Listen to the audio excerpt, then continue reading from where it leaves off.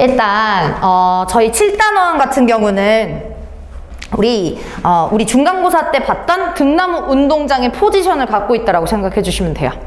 일단 문제 개수는 적게 나오는데 등나무 운동장 틀리신 분 계시죠? 그래서 그렇게 해서 객관식 우리 등나무가 3문제 나왔고 서술형이 1문제 나왔는데 완전 거기에서 틀린 친구도 있고 안 틀린 친구도 있지만 얘도 내용은 쉬운데 정에 나오는 게 고정적이지만 앞부분을 후루룩 넘기다 보면 등나무처럼 틀릴 수도 있어요. 그러니까 실전에서 얘는 문제 비중이 되게 적은데 등나무처럼 적은데 근데 후루룩 앞에서 초반부에 나오기 때문에 시간에 쫓겨서 마음에 긴장이 돼가지고 후루룩 풀면 안 되겠구나 그런 마인드로 공부를 해주셔야 돼요. 알겠죠? 제가 좀 이따가 이번 주에 영상을 하나 올릴 건데 뭐 올리냐면 이제 중간고사 때 이제 다 영상 찍잖아요 제가. 근데 이제 소름 돋게도 제가 매년 알려드려요. 이렇게 여기서 나온다. 그래서 그때도 야 감흥 여기서 나온다. 아마 이렇게 알려줬어. 그래서 그걸 포착해가지고 이제 영상을 편집하고 있는데 요거 잘 설명을 들으면 제가 어디에서 나오는지도 중간고사 영상 때 찍어놨는데 저도 이번에 요것도 알려드릴게요. 어디서 나오는지. 일단 이 대단원이 창의적인 읽기여가지고 창의적이라고 하는 건 알다시피 그냥 이걸 받아들이는 게 아니라 비판하고 공감하고 뭔가 이렇게 바꿔줘야 돼. 그게 창의적인 읽기거든. 그래서 이 글을 읽을 때 철수 0이 이렇게 해서 나올 수도 있어. 그러면 걔네들이 어떤 리액션을 하는지를 보셔야 되는 거겠죠. 알겠죠? 얼른 넣으시고. 그래서 우리 시험 중간 때 출제된 것처럼 그 마지막 문제에서 허생전 그 본문 지문해가지고 막 가연, 나연, 다연, 라연 막 이렇게 했었잖아. 그 리액션처럼 나올 수 있습니다. 알겠죠? 그거 염두에 두시고 공부를 하시고요. 그리고 로봇 시대와 인간의 길이라고 하는 이 구본건이라고 하는 사람은 기자예요. 기자. 본학이 기자예요. 그리고 이 글은 설명문인데 얘는 그 수업 시간에 들었으면 알다시피 로봇 시대가 오는 걸 로봇을 별로 그렇게 안 좋아하잖아요. 비관적인 전망이죠. 왜 그러냐면 봐봐. 지 일자리 뺏길까 봐 그런 거야. 왜냐면 그 중에 본문에 기사 작성 로봇이 나와. 그러면 그거 나오면 얘 쪼들리지? 그래서 비관적인 전망을 보여주는 거예요. 입장 자체를. 알겠죠? 그렇게 알아두시고. 자, 설명문은 어떻게 공부해야 되는지 좀 설명을 드릴게요. 자, 일단 얘는 객관적인 글이에요. 객관적인 수치와 객관성을 띄워야 됩니다. 설명하는 거기 때문에. 얘랑 반대되는 것은 논설문이긴 해요. 근데 얘는요, 자신의 입장을 내포하기 때문에 문제와 그 해결 방안을 주관적으로 인식을 하는 거겠죠. 그래서 갈래만 조금 비교를 하면요. 논설문 같은 경우는 주장하는 글입니다. 주장하는 글입니다. 요거 표시만 해줄게요. 갈래 설명. 간단하게. 너무 놀아서 집중 안 되면 안 돼요.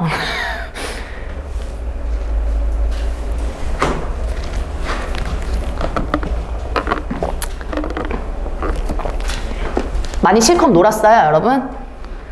어제 토요일 반 친구들 아직 목마르다고, 아직 충분하지 않다고. 아직 조금 더 놀아야 된다. 그래서 근데 벌써 우리 중간 끝난 지 2주가 지났어요. 2주 넘게 지났거든요. 어린이날에 어린이도 아닌데 어린이날처럼 놀았을 테고, 그지? 부모님도 아닌데 어버이도 아닌데 어버이날처럼 놀았을 테고, 그죠? 그래서 우리 이제는 조금 다시 시작을 해야 할 때야. 우리 6월 말이 기말고사인 거 알죠? 6월 말. 오늘 벌써 5월 중순이에요. 그러면은 우리 6번 내지 7번 정도 보면 또 기말고사다. 알겠죠? 이게 고딩의 삶이 어쩔 수 없어. 고딩의 삶에 들어온 이상 이런 거는 감안해야 돼. 그래서 2주 동안 좀 충분히 놀았으면 진짜 마지노선으로 이번 주까지 숙제만이라도 하고 좀 여유를 가진 다음에 진짜 빡세게 해야겠다. 그렇게 생각을 해야죠. 자, 이 글은 어떤 걸 초점을 맞춰가지고 공부를 해야 되냐면 시험 문제 뭐 나오는지 똑같이 설명드릴게요. 형식 나옵니다. 형식 묻는 문제. 형식은 뭐예요? 서술 방식. 얘 어떻게 전개하고 있는지. 그런 것들이 있는 거지. 구체적인 예시가 막 쭉 나와.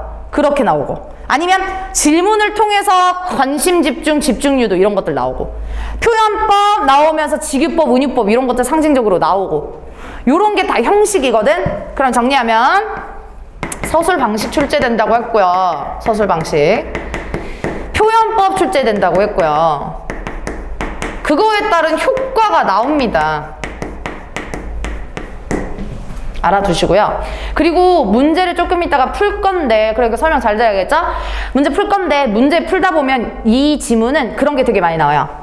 이 문단을 딱 대놓고 어디에 들어갈까? 영어 지문에서도 아직도 이런 지문 나오니? 이런 문제 나오니?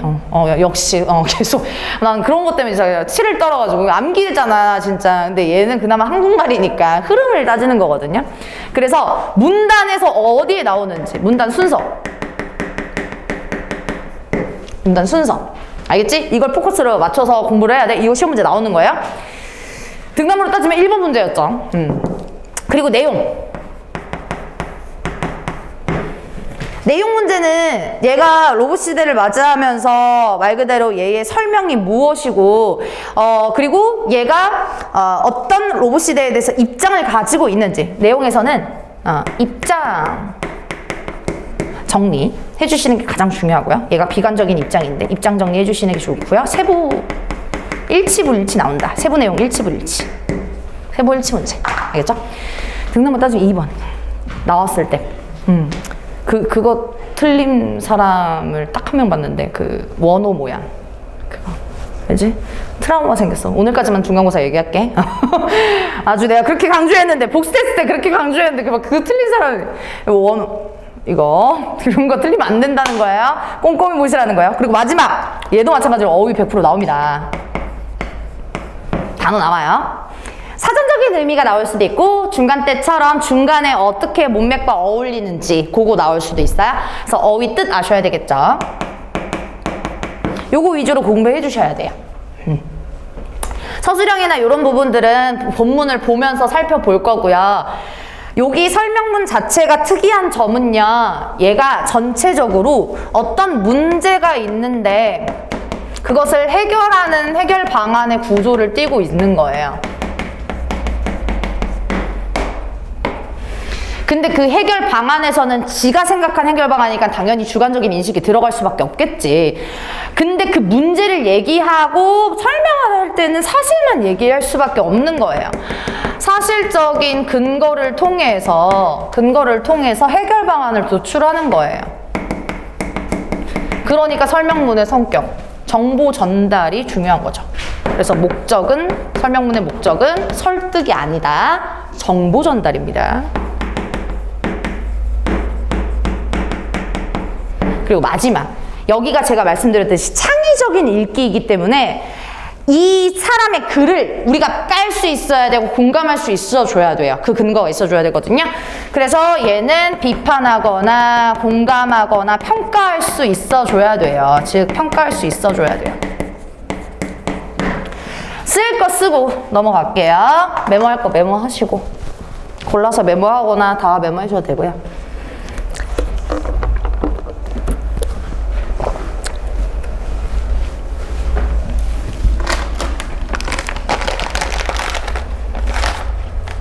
잘 잘랐네. 머리 어울리네.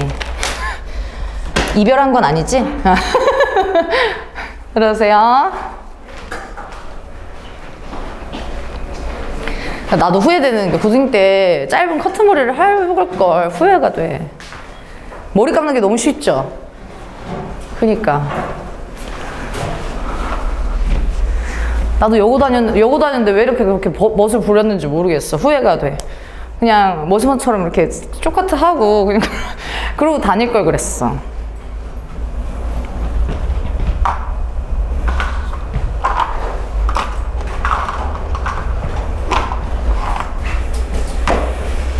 다 썼나요? 자, 볼게요. 그럼 본문부터 가볼게요.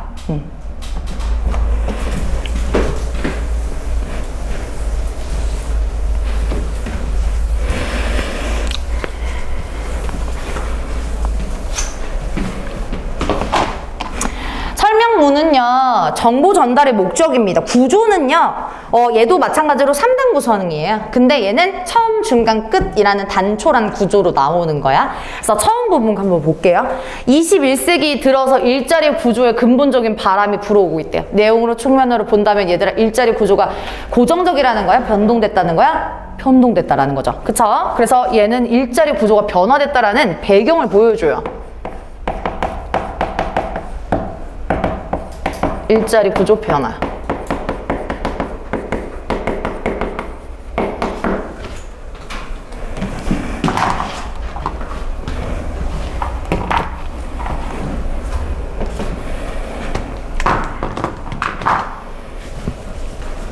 그러니까 요즘 이런 상황이에요 라는 화제를 제시하고 있는 상황인 거죠. 화제 제시. 일자리 변화됐어요. 근데 표현법 좀 봅시다. 21세기 들어서 구조에 근본적인 바람이 불어왔대. 바람. 사전적인 의미가 윈드의 의미가 아니잖아요. 그죠? 그러니까 얘는 지금 근본적인 그냥 변화를 주고 있다라는 것을 비유적인 표현 맞나요? 그쵸. 문맥적인 의미로 들어간 거예요. 비유고 표면적인 의미가 아니라 내포적인 의미로 들어갔다라는 거야.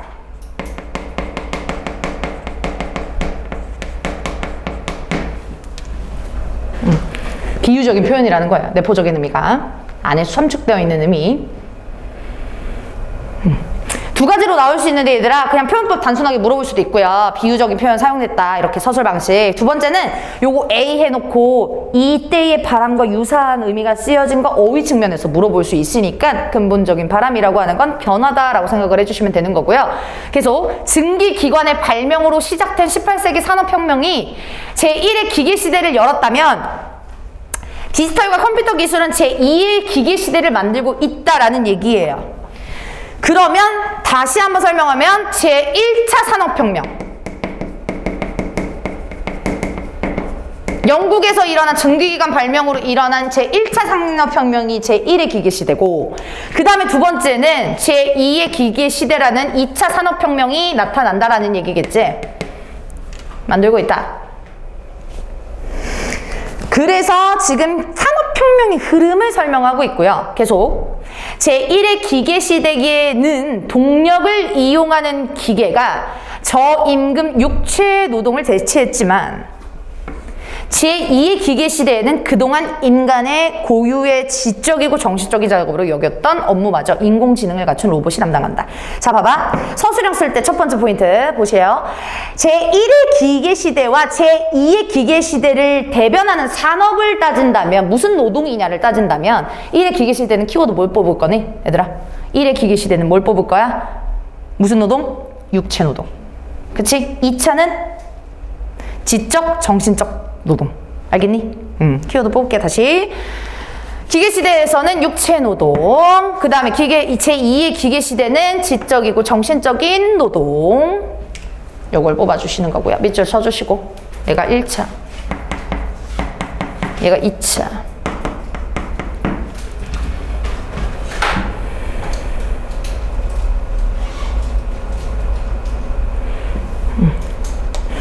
그래서 지금 여기부터 지금 1차 산업혁명, 2차 산업혁명 이렇게 설명하고 있는데 얘는 앞부분에 뭐예요? 역사적인 흐름을 설명하고 있어요. 그죠?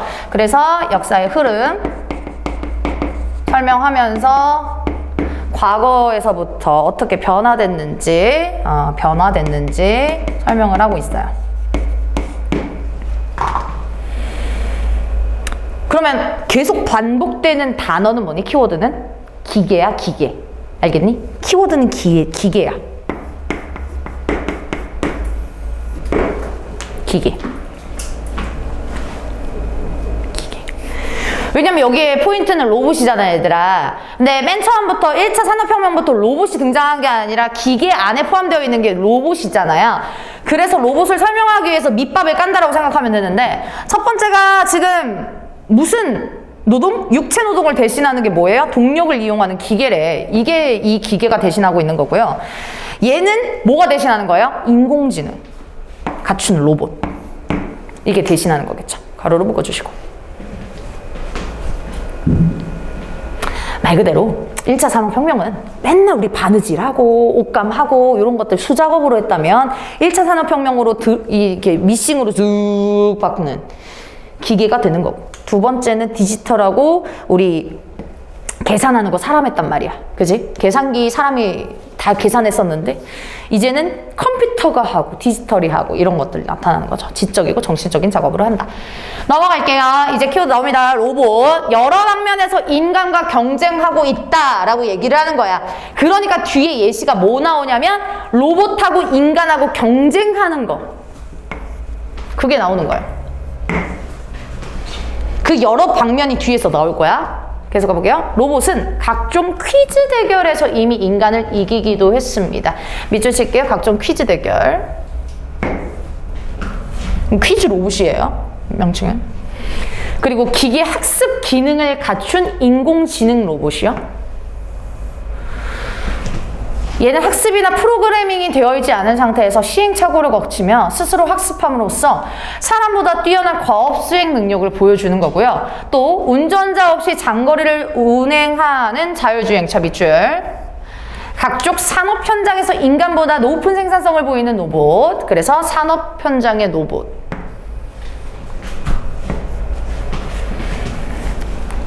그리고 재난 구조 로봇, 군사 로봇, 마지막 드론까지. 이렇게 해가지고 지금 밑줄 친 게 다 뭐라고 얘들아? 여러 방면에서 인간과 경쟁하는, 얘네들 다 뭐야? 실제 있는 사례 예시죠. 오케이. 형식적인 특징. 쭉 여러 방면에서 있는 얘네들 사례 예시요. 나열하고 이게 열거죠. 열거하고 있다 라는 겁니다.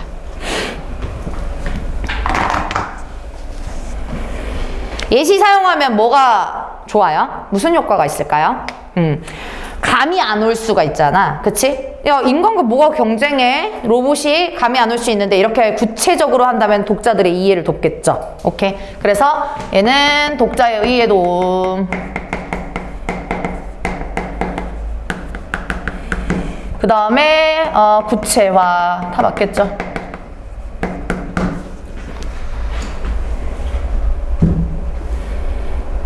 구체화.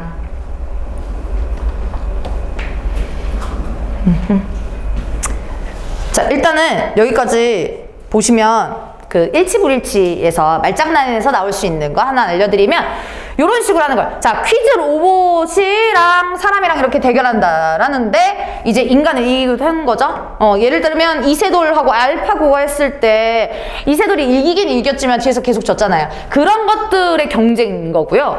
학습 기능 요거 잘 나오니까 잠깐 볼게요. 인공지능 로봇이 있어 얘들아. 근데 일치불일치에서 여러분 후루룩 보면 이런 것들을 많이 놓치는데 뭐냐면 학습이나 프로그래밍이 되어 있지 않은 상태야. 근데 말장난에서 너네들의 선생님이라도 출제자여도요 헷갈리게 나오면 학습이나 프로그래밍이 되어 있는 로봇 이라고 해도 사실 후루룩 넘길 수 있잖아요. 이런 것들 주의 안 깊게 안 보면. 그지? 그래서 이런 것들 주의 깊게 보시고요. 되어 있지 않은 상태입니다. 근데 거기에서 이미 프로그램 안 깔렸어요. 학습 안 됐어요 아직. 근데 시행착오를 거치면서 스스로 학습해. 누군가한테 기대고 엔지니어한테 기대는 게 아니라 스스로 학습한대. 그리고 사람보다 뛰어난 과업 수행 능력을 보여주는데 사람보다 뛰어나대. 사람보다 더 잘한대. 알겠지? 그래서 설명문이기 때문에 얘들아 사실만을 전달하기 때문에요.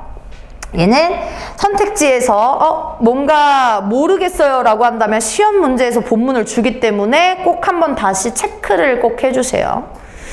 기역, 니은, 디귿, 리을 해놓고 옳지 않은 것 고르라고 했을 때 되게 많이 틀리는 지문입니다. 문장이에요. 계속 가볼게요. 운전 없이 장거리를 운행해요. 운전자 없어요. 사람을 대체하는 거죠. 산업 현장에서 높은 인간보다 더 잘해요. 생산성을 높이고 재난 구조하고요. 군사 로봇이 등장한다라는 얘기겠죠. 그리고 드론은 무인 공중 배달 가능성을 열어 보이고 있습니다. 라는 거야. 말로만 설명할게요. 봐봐. 누구랑 대결? 인간이랑 퀴즈 대결. 퀴즈 우승자가 좀 위축되겠죠. 인공지능 공부하는 학생들이겠죠. 아니면 자율주행차 누구요? 기사님하고 택시기사님 이제 없어지겠죠? 일자리 뺏기겠죠? 또 누구야? 산업 현장 노동자들, 근로노동자들 없어지겠죠? 재난구조 누구 하니 지금? 구급대원이나 소방관들이 하겠죠. 소방관 일자리 없어지겠죠. 군사로 마지막 군인들 없어지겠고. 드론은 포커스 맞추는 게 이게 막 이렇게 촬영하는 그 드론이 아니라 뭐래? 무인 공중 배달. 그러면 우리 배민 라이더 다 없어지겠죠? 그거예요. 일자리가 뺏긴다라는 것을 보여주는 거고요. 계속 그러나 이러한 것들은 숨가쁜 변화의 일부에 지나지 않는다. 형식적인 특징을 좀 볼게요. 숨가쁜 변화래요. 무슨 표현법이니? 변화와 숨가쁘대. 의인, 화류 다 맞겠죠?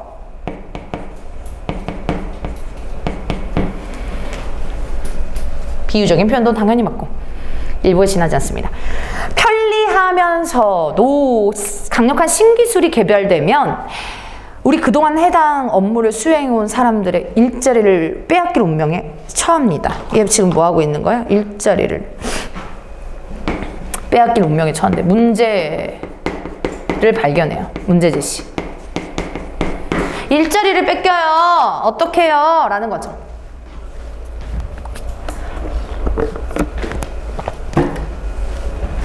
봐봐.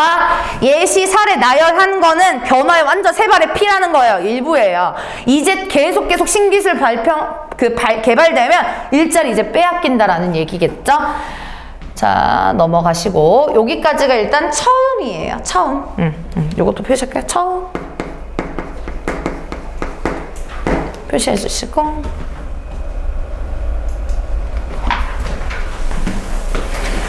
이제 뒤에 중간입니다. 중간.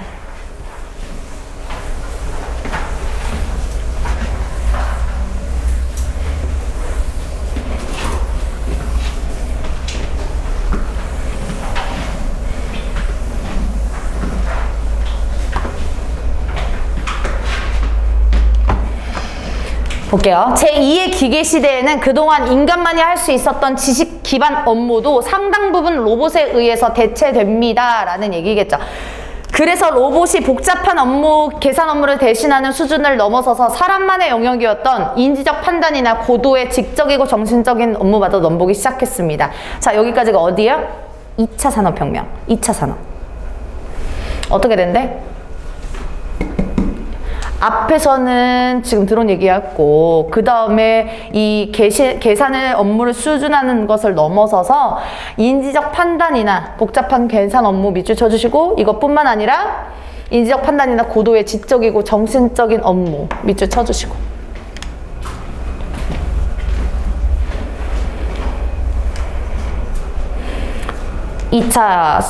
제2의 기계 시대에서는 이렇게 다 로봇이 된대요. 수준이 된대요. 계속 가볼게요. 3차 산업이라고 불리는 서비스업 가운데 부가가치와 전문성이 높은 영역도 로봇과의 경쟁에 직면했대. 2의 기계 시대를 넘어서 이제 등장했습니다. 3차 산업. 3차 산업으로 네모칸 쳐주시고 3차 산업. 얘는 서비스업 가운데 3차 산업은 부가가치와 전문성이 높은 영역이 3차 산업인 거죠. 그래서 예시가 나와요. 3차 산업이 도대체 어떤 게 있는데요? 직업이 그랬더니 기자. 봐봐. 지가 기자니까 기자 첫 번째 나온 거 봐. 기자, 의사, 약사, 변호사, 회계사 이렇게 전문 직종. 이게 3차 산업 나오는 거죠. 그죠? 이런 것들이 3차 산업이구나 라는 거. 그러니까 얘도 마찬가지로 뭐예요? 사례, 예시죠. 3차 산업의 예시 설명하고 있죠.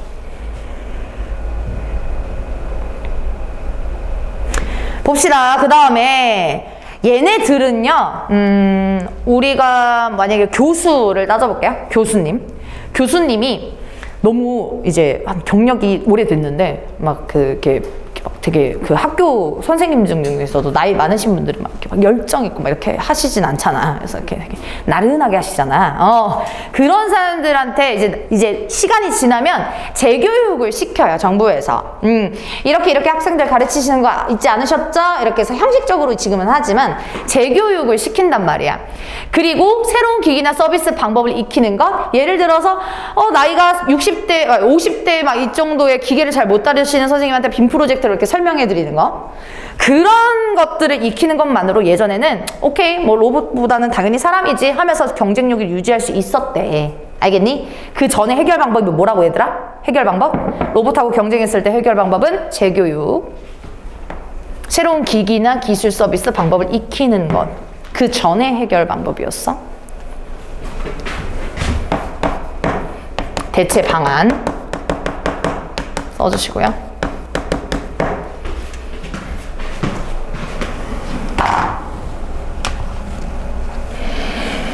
대체 방안이고요. 근데 예전에는 충분히 경쟁력을 잊을 수 있었지만 이제는 그렇지가 않다는 거야. 상황이 바뀌었다는 거예요. 이유는요, 경쟁 상황하고 시종 조건이 근본적으로 달라져서. 이유요, 경쟁력 충분히 유지할 수 없는 이유.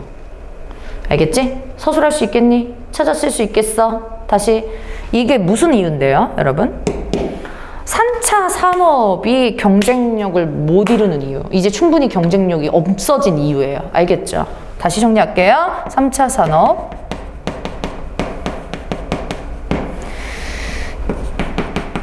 경쟁력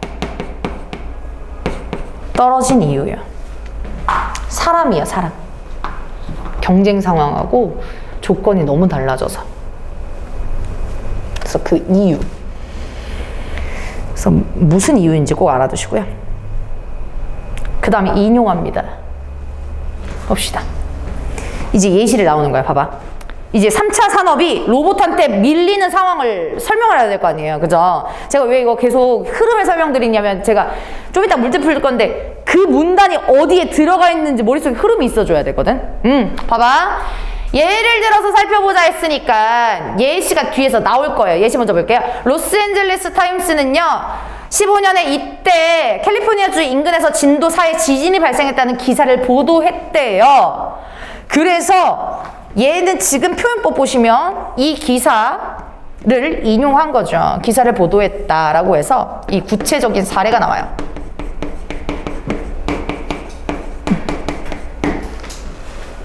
구체적인 일시가 나오고 출처도 나와요. 출처, 그 다음에 출처, 로스앤젤레스 타임스, LA 타임즈랑 그 다음에 일시도 나와요. 이게 뭐가 좋을까요? 어떤 효과가 있을까요? 구체적인 사례, 요거는 요거는 동일하게 되겠죠? 독자 이해에 돕는 거예요. 근데 출처랑 일시까지 밝혀주면 얘 팩트만 전달하는 거니까 뭐가 높아져? 무슨성? 신뢰성. 그치, 신뢰성이 높아지겠지. 아, 진짜로 구체적인 예시구나, 진짜구나 라는 것을 높여주죠. 형식 했으니까 형식 조금만 볼게요. 위에 요거 무슨 영어미에요, 여러분? 뭐뭐자 라고 한다면 무슨 영어미에요? 청유형. 좋습니다. 그래서 뭐뭐자 라고 하는 건 청유형 어미예요.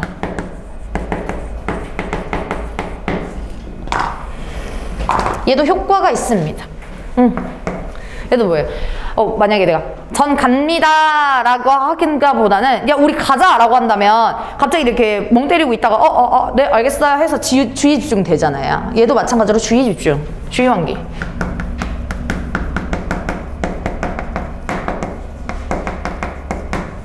이게 된다는 거지. 예를 들어 살펴보겠습니다 하면 지 혼자 살펴본다는 거잖아요. 약간 느낌이. 근데 살펴보자 라고 한다면 야 같이 들어와, 주의 집중해, 이런 얘기가 되는 거니까 이런 효과도 맞게 해주시면 되는 거고요. 계속 가볼게요. 얘들아, 지진이 일어났대. 근데 그 기사가 보도됐나 봐. 근데 지진 발생해서 기사 보도까지 걸린 시간은 단 몇 분? 5분. 이는 작성자가 사람이 아니라 뭐다? 페이크 네모 쳐주시고요. 시라는 기사 작성 로봇이 퀘이크봇이야. 때문에 가능했습니다. 시간 단축이 됐다는 거지. 빠르게. 지진, 스포츠 경기 결과, 증권 시황. 시황 단어 뜻 거 알아두시고. 써놨죠? 밑줄 한번 쳐주세요. 그 증권이나 물건이 팔리는 그 시점, 그 상황을 시황이라고 하는데 그렇게 알아주시면 되고요. 보도처럼 데이터를 활용해야 하는 보도는 점점 로봇의 일이 되고 있습니다. 무슨 보도요? 데이터를 활용해야 하는 보도가 지금 요렇게 예시가 나와 있는 거죠. 데이터를 활용해야 하는 보도가 지금 위에서 예시가 나온 거죠. 로봇의 일이 되고 있대. 기사 작성 로봇 퀘이크봇은 이미 AP통신 등 유수의 언론기관에서 수많은 기사를 작성하고 있다. 유수도 밑줄 친 다음에 단어 뜻 써놨죠. 빼어나다. 그래서 정말 그 뭐 손에 꼽히는 이런 의미겠죠. 손에 꼽히는. 유명한 언론기관에서 수많은 기사를 작성하고 있대. 퀘이크봇은. 그래서 얘는 해외잖아. 해외 예시. 국내에서도 마찬가지래요. 기사 작성 로봇은 이미 실험 단계를 넘어서 사람 기자가 쓴 기사와 구별하기 어려울 정도로 완성도 높은 기사를 작성해내고 있습니다. 수년에 걸쳐서 훈련받은 기자들만이 하던 취재랑 기사 작성의 고유한 업무를 로봇이 대신하고 있는 겁니다. 라는 얘기겠죠. 그래서 수년에 걸쳐 훈련받은 기자들이 하던 취재, 또 기사 작성의 고유한 업무, 이런 것들을 로봇이 대체하고 있대. 아, 선생님 쉽네요. 그냥 기사 작성 로봇이 그냥 인간 대신하고 있네요. 라기보다는 꼼꼼하게 따져주셔야 되겠죠. 시험 문제 풀려면. 자, 이런 일을 퀘이크봇이 지금 다 하고 있어요. 근데 지금 서술 방식이 처음에는 LA부터 시작해가지고 여기까지 해외의 사례를 보여주고 있고요. 해외 사례. 또 밑에는 국내 사례를 또 보여주고 있어요. 나눠가지고 위에는 해외 사례, 해외에서 AP통신 이런 애들 다 해외 사례인 거고요. 밑에 국내에서도 기사 작성 완성도 높은 구별할 수 없대. 그러면 추론하는 문제가 어렵게 나온다면 그걸 물어볼 수 있어요. 대답할 수 있을까요? 뭐냐면 왜 써요? 그러면 사람하고 봐봐요. 사람이 쓴 기자가 쓴 기사랑 구별하기 어려울 때 로봇이 그러면 로봇하고 사람하고 기사가 똑같다면 왜 로봇을 쓰냐는 거야. 로봇을 쓰는 이유는 뭐예요? 여러분? 왜 써요? 서 앞에 보시고 요거 사람이 쓴 기사랑 로봇이 쓴 기사는 똑같아. 그럼 왜 로봇을 쓰니? 로봇이 더 돈 들어가는데? 왜 했을까요? 이유는 뭐라고 쓸까요? 힌트는 여기 첫 번째 줄. 뭐가 빨라서 시간 단축, 속도가 빠르니까 이유를 추론할 수가 있어줘야 돼. 알겠니? 그래서 로봇이 대신하고 있는 이유는 여기에 있는 거예요. 시간 단축이 되니까.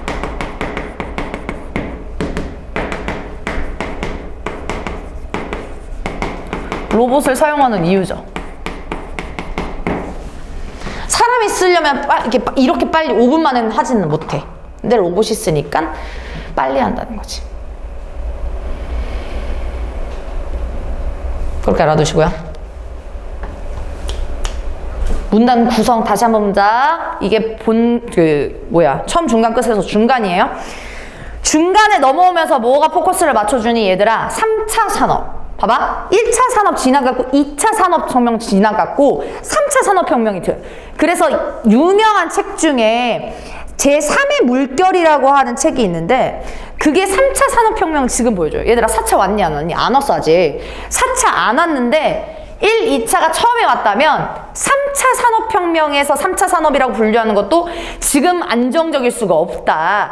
그래서 그 다음에 예시가 뭐야? 3차 산업혁명에서 가장 직업인 기자를 먼저 예시를 든 거예요. 알겠죠? 그 다음에 무슨 예시 듣는지 볼게요.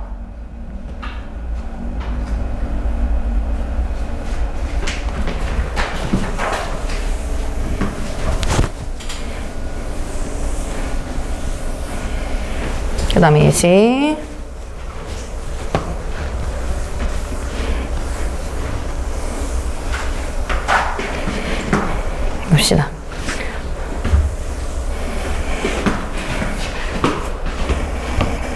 봅시다. 그 다음에 기자 대신에 누구 나왔니? 의사랑 약사 나왔어. 의사랑 약사. 얘 업무도 예외는 아니래요. 그래서 기자를 대신한 이후에 의사 약사도 대신하다 봐요. 2000년대 국내에 도입된 의약품 안심 서비스는 과거 의사와 약사가 수행하던 전문직 업무를 훌륭하게 대신하고 있다. 로봇 나오네요. 얘 서비스 요거 표시해 주시고, 얘를 대체하는 것이 얘네들이에요.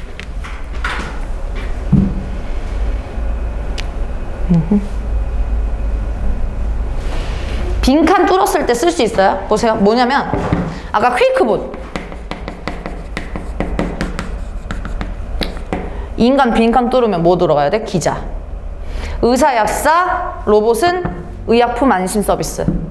빈칸 뚫었을 때 찾아 쓸 수 있으면 돼요.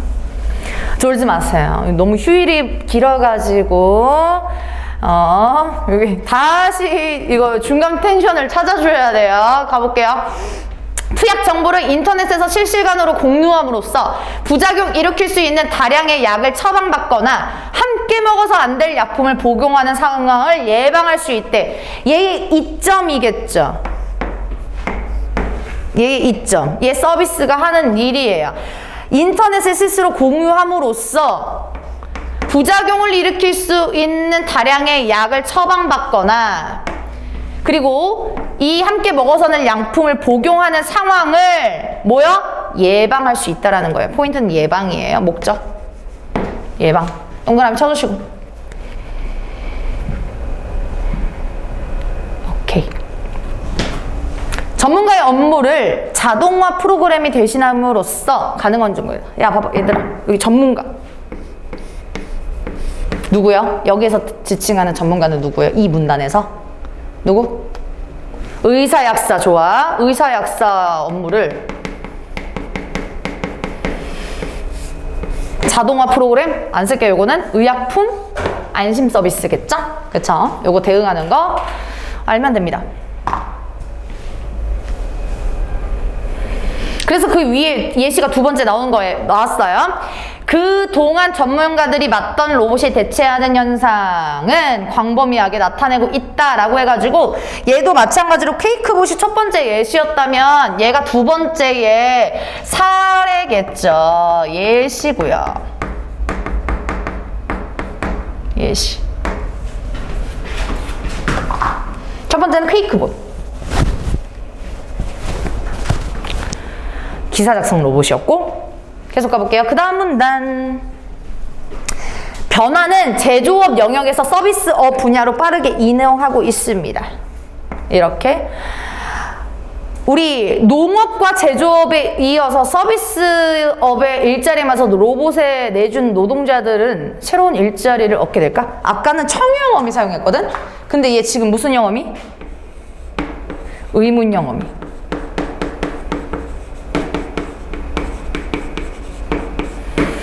의문 영어미 사용해요.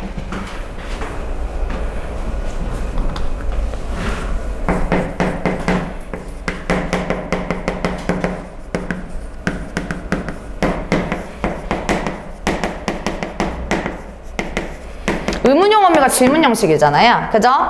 내가 막 혼자 막 얘기하는 것보다 여러분한테 이렇게 질문하면 이렇게 집중 유도, 집중하기 이렇게 되는 거죠. 그래서 똑같이 메모하면 독자의 위랑 똑같아요. 관심, 집중 유도 된다.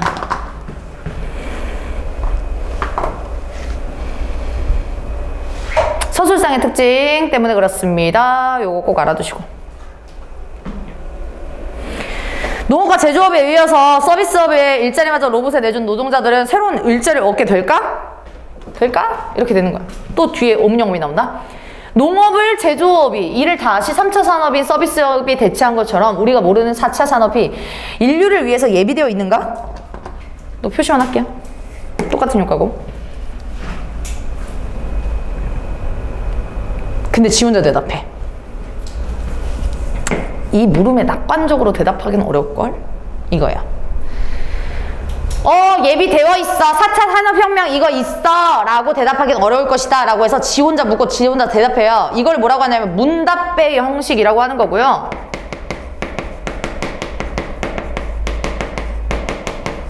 사람이 2명 있을 때는 대화 형식이고 문답이 되겠죠. 근데 지 혼자 물어봤잖아요. 지 혼자 대답하고. 그걸 뭐라고 하니? 자문자답이라고 하죠.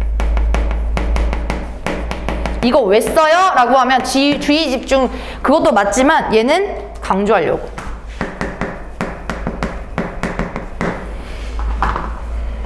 강조하려고 형식의 변화를 주는 거죠. 알겠죠? 네.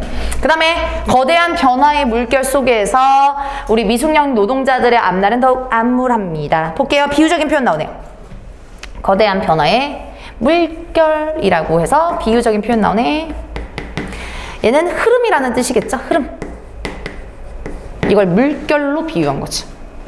흐름. 미숙련 노동자들의 앞날이 암울하대. 그러니까 미래가 어둡다라는 것을 또 비유적으로 표현한 거고요. 산업사회는 이들에게 단순 노무나 판매직 같은 제조업, 또 서비스업을 일자리를 재수공했지만 얘들아 제조업이 몇 차라고? 1차. 서비스업은 2차. 앞으로 미숙련 노동자들은, 숙련되지 않은 노동자들은 로봇과 자동화에 밀려서 평생 일자리를 갖지 못하는 재앙을 만날 수 있다. 너무 시험 문제 잘 나오는 거 요거 나옵니다. 재앙.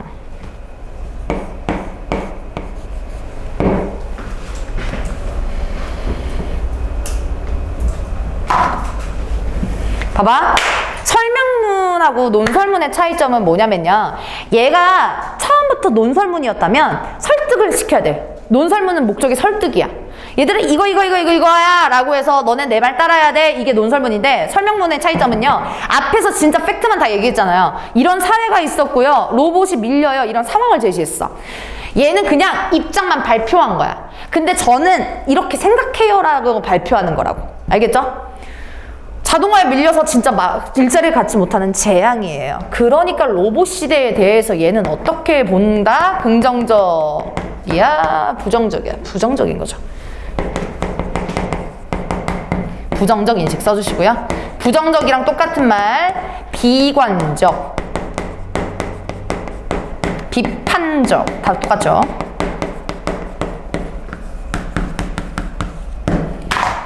로봇 시대에 대해서 비판하고 비관적인 인식이 드러날 낱말, 단어를 찾아 쓰라 라고 하면 뭐예요? 재앙.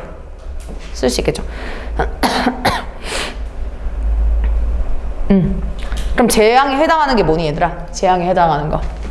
이 문장 안에서 재앙에 해당하는 건 뭐야? 재앙에 해당하는 거 뭐? 로봇.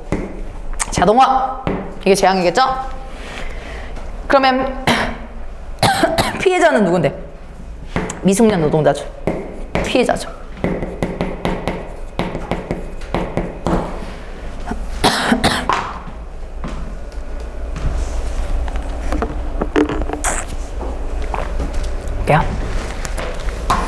그렇다면 기술 변화에 따라서 일자리가 감소하는 문제는 어떻게 바라봐야 될까? 이 두 가지 차원에서 사용해 볼 수 있다. 얘도 질문 형식 당연히 맞고 문답법 맞죠? 지 혼자 어떻게 바라봐야 되지? 두 가지 차원에서 바라볼 거야 라고 해서 얘도 마찬가지로 문답. 효과는 안 쓸게요. 똑같으니까. 근데 구조 자체가 흐름이 바뀌었잖아요. 어떻게 해요? 이 해결 방안. 그럼 일자리가 감소하는 문제를 어떻게 바뀌어야 되겠냐. 포커스를, 초점을 바꿔야 된다. 문제를 두 가지 차원에서 바라봐야 된다라는 얘기로 나눌 수가 있어요. 어떻게 바라보는지 볼게요. 봅시다.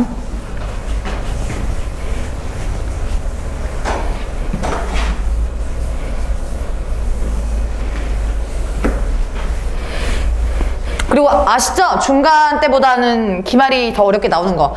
국어뿐만 아니라 이건 타 과목 다 마찬가지예요. 등급컷 맞추려면 더 어렵게 나와요.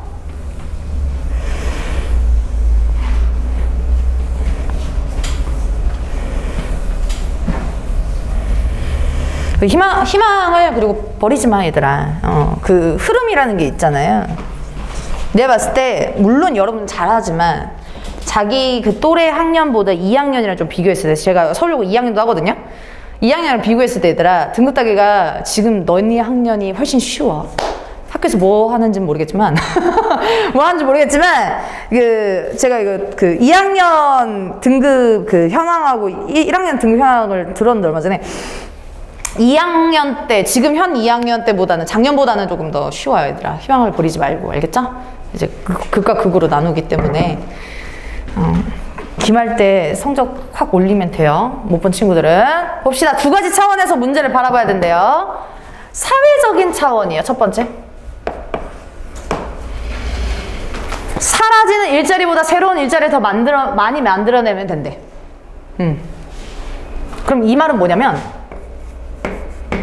고용을 하는데 고용의 총량을 유지한다는 거야. 써줄게요. 설명드릴게요.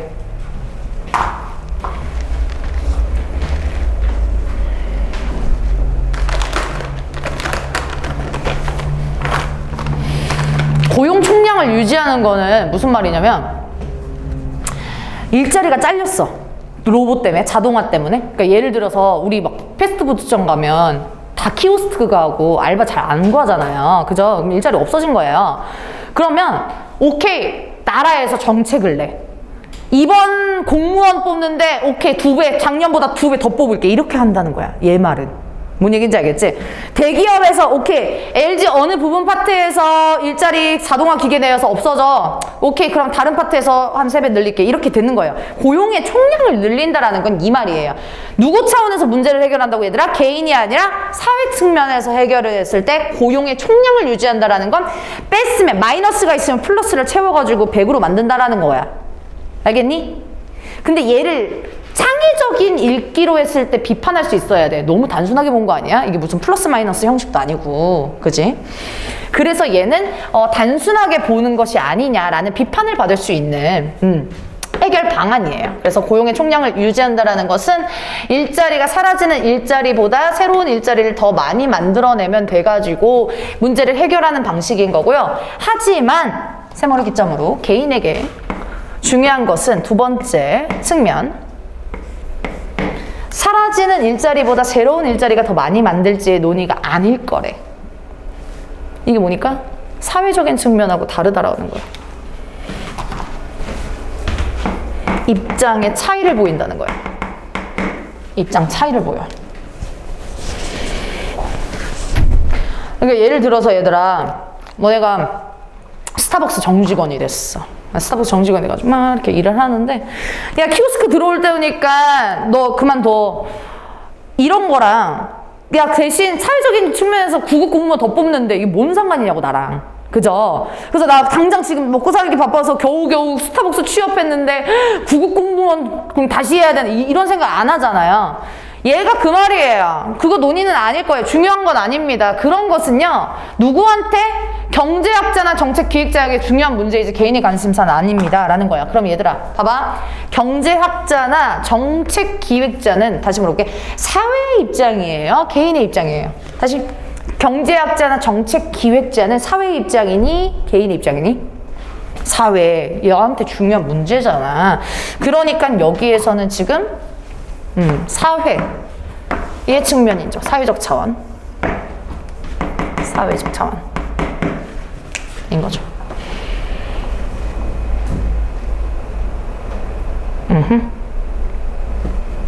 개인의 관심사는 아니네요. 개인들에게는 자동화의 거센 물결 속에서 내 일자리가 앞으로 유지될 수 있느냐 하는 것이 훨씬 더 중요한 문제래요. 그러니까 개인들의 입장에선 다르죠. 개인들은 요거 일자리 유지 문제. 내 일자리가 밑줄만 칠게요. 유지. 앞으로 유지되냐.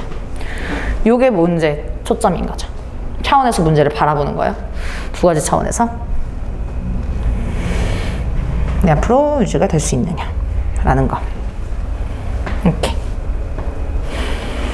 자, 계속 로봇이 일자리를 없애더라도 생산성이 높아지고 덕분에 사회적으로 부가가치가 늘어나고 역소득세나 기본소득의 도입 또는 사회복지 확대와 같이 재분배 방법을 동원해서 사람들이 일은 덜하면서도 소비와 여가는 더 많이 누릴 수 있다는 것이 표시해 줄게요. 로봇 문명을 낙관하는 사람들의 생각이래. 구조 기억하세요, 구조. 두 가지 차원에서 봐요. 그죠? 문제를. 사회랑 개인이요. 그 다음에 얘도 두 가지 입장을 뒤에 발표할 거예요. 뭐요? 낙관하고 비관이요. 긍정적으로 바라보는 것은 오케이, 로봇이 들어가면 뭐가 좋니? 자동화가 들어가면 뭐가 좋니? 했을 때 그 장점이야. 로봇 시대의 장점을 얘기해 주는 거예요. 장점 써주시고요. 긍정적 효과죠.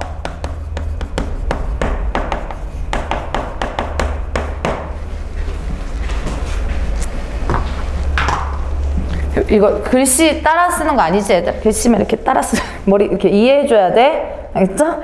국어 수업을 하면 간혹 가다가 이제 뭐 한국어 어학당도 아닌데 이렇게 자꾸 이렇게, 따라서 이렇게 맹목적으로 그런 게 아니라 이해를 하셔야 돼. 알겠죠? 좀 이따 문제 풀 거니까 꼭 이해하시고. 장점이 뭐래? 얘들아, 일자리 없애더라도 생산성이 높아서 부가가치가 늘어나는, 사회적으로 돈이 많아진다는 거야. 알겠니? 키오스크로 해가지고 그럼 인건비도 줄이고 그 다음에 뭐 다 세이브가 많이 되겠지. 그러니까 자영업자의 사장님의 입장에서는 키오스크 하는 게 낫겠죠. 스트레스도 안 받고 시간 비용 안 드니까요. 그러면 경제적으로 전체적으로 뭐야? 돈이 많아진다는 거야. 그러면 역소득세라고 한다는 건 저도 내거든요. 월급 받잖아요. 소득세. 그러면 돈을 받으면 이렇게 세금을 내야 돼. 3.3% 들어봤어요? 그걸 떼고 이렇게 난 월급 이렇게 주는 거야. 알겠니?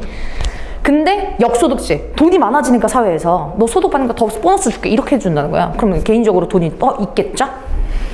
기본 소득의 도입. 기본 시급 아시잖아요. 그죠? 그게 올라가니까. 그리고 또 사회복지와 확대 같이 재분배 방법. 이거는 우리 재난지원금처럼 생각하면 돼요. 국가에서 야 다시 나눠줄게 이래요. 돈을 더 풀어요. 로봇 때문에 생산성이 높아지니까 이런 장점이 있다는 거야. 그러면 사람들은 돈 생겼네. 오늘 50만 원 생겼으니까 난 이번 주 알바 안 해도 되겠다. 해가지고 일은 덜 하면서도 노동은 안 하면서 소비와 여가는 더 많이 할 수 있다는 거예요. 실제로 저도 지금 조교 선생님을 구하고 있는데 지금 코로나 딱 터지기 전에는 진짜 많이 구했거든. 그러니까 잘 구해졌거든. 영어도 그렇고 타과목도. 근데 코로나 이제 풀렸잖아. 이거 사회적 거리두기 해제되고 막 축제하고 막 놀잖아. 대학생들이. 안 뽑혀. 안 뽑히고 일 안 하고 자기네들 대학교 축제 막 즐기려고 안 해. 일을. 이런 현상을 발생한다라는 얘기죠. 만약에 로봇이 편리하게 된다라면, 놀고 싶은 욕망이 더 커진다면 이렇게 된다라는 거야. 알겠죠? 그래서 여러분은 2년 뒤에 3년 뒤네요. 3년 뒤에 놓으시면 돼요. 사실상 2년 뒤에 내신 잘 보면 내신 잘 보면 3학년 1학기 때 여름방학 때 이제 입시가 딱 끝나기 때문에 이제 원서 넣어놓고 놓으시면 돼요. 최저등급 맞추는 학교는 못 놀지만, 알겠지? 그리고 나도 여고 나왔잖아. 근데 여고 나와서 얘들아, 그때 여고 친구들도 지금도 아직 만나지만 대학교 친구들도 계속 만나거든요. 그래서 막 옛날 이제 어른들이 야, 고등학교 친구가 진짜 오래가 진짜 친구야. 그것도 맞는데 대학교 친구가 가짜 친구는 아니거든. 그래서 대학교 친구도 진짜 친구야. 그러니까 대학교 가서 너무너무 재밌는 일이 많으니까 좀만 참고 그때 놀아주세요. 대학교 축제도요. 알겠죠? 그래서 재밌는 일이 많으니까 좀만 참고 놀고요. 지금 낙관적으로 로봇 시대를 낙관적으로 보는 거예요. 근데 얘도 마찬가지로 일치불일치해서 좀 어렵게 나오네. 말장난으로 나올 수 있어. 얘들아, 낙관적인 사람들은, 낙관적 입장은 로봇이 일자리를 없앤다고 생각하니 안 하니? 로봇이 일자리를 없앤다고 생각해야 하네요. 낙관적으로, 긍정적으로 바라보는 건 해요. 얘는 인정해요. 그죠? 인정은 합니다. 일자리 없애는 건 맞아요, 로봇이. 근데 오히려 좋아. 처럼 일은 덜 하면서도 소비와 여가가 더 많이 누릴 수 있다. 라는 겁니다. 그럼 다시 한번 물어볼게요. 얘는 정신적 가치를 위주로 하는 거예요? 물질적 가치를 위주로 하는 거예요, 여러분? 물질적 가치. 왜요? 얘는 돈 걱정 안 해도 되거든요. 돈을 준다는데 나라에서. 물질적 가치, 금전적 가치를 포커스를 맞추는 거야.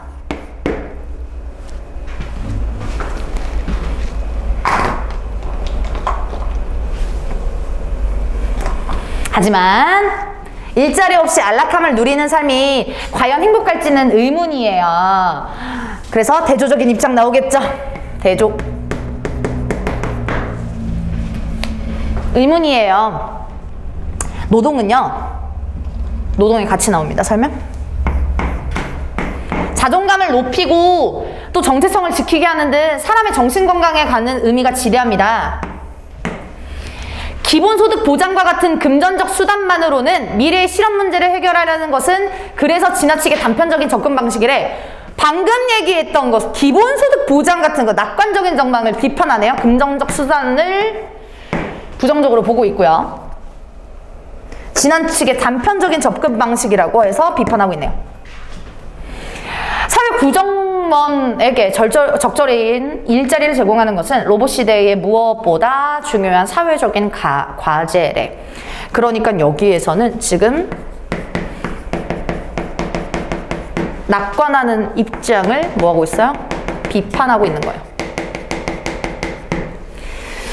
그래서 얘는 지금 비관적 입장을 띄고 있는 거예요. 누가요? 글쓴이 필자의 입장이에요.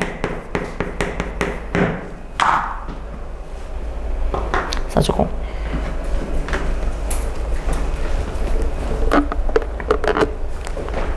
요게 밸런스 게임이 있잖아. 월 200번은 백수냐, 월 500번은 회사원이냐. 너는 뭐 할래? 얘는 글쓴이는 뭐야? 월 500번은 일하는 노동자다.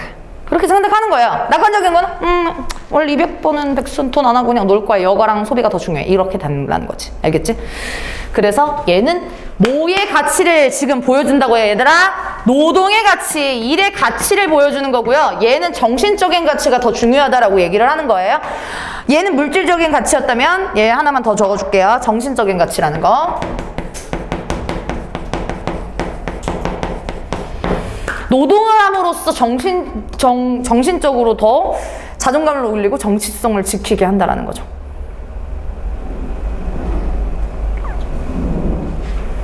그 다음에 가볼게요.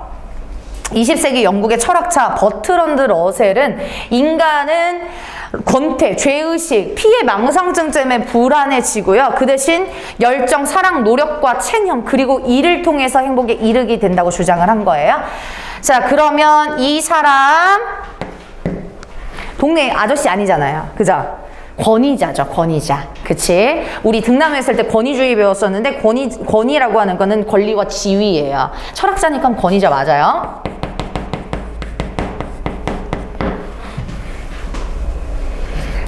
인간은 권태, 죄의식, 피해 망상증 때문에 불행해진다고. 근데 대신 열정, 사랑, 노력, 체험, 그리고 중요한 건 여기선 포커스는 뭐예요? 일을 통해서 행복에 이르게 된다라고 주장을 한다라는 거죠. 표현 방식 좀 볼게요. 얘 글쓴이가 말한 거 아니죠, 이거? 그죠? 이 사람이 권위자의 말을 뭐라고요? 끌어다 쓰는 거 뭐? 인용.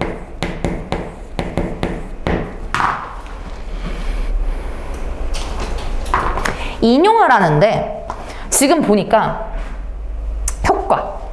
누구의 입장을 뒷받침해주니? 이 사람은 글쓴이 입장, 즉 비관적인 입장을 뒷받침하는 거죠. 문제만 하고 쉴 거예요. 조금만 힘내시고 해결 방안은 쉬었다 갈 거예요. 자, 인용 같은 경우는 지금 그러면 뭐야? 두고 비관적 입장 뒷받침 써주시고요.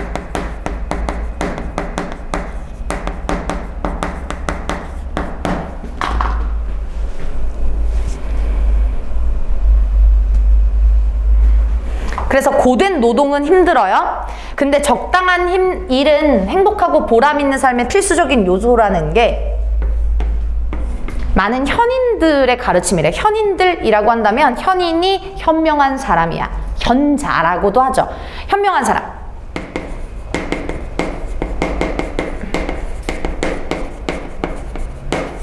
대표적으로 중국의 공자, 맹자 이런 아이들 현인이라고 하고, 서양에서는 소크라테스, 플라톤 이런 사람들을 현인이라고 합니다. 그래서 이렇게 해서는 지금 이렇게 얘도 마찬가지로 권위자이자 현인의 말을 끌어다가 써가지고 인용을 해서 뒷받침을 해주는 거예요.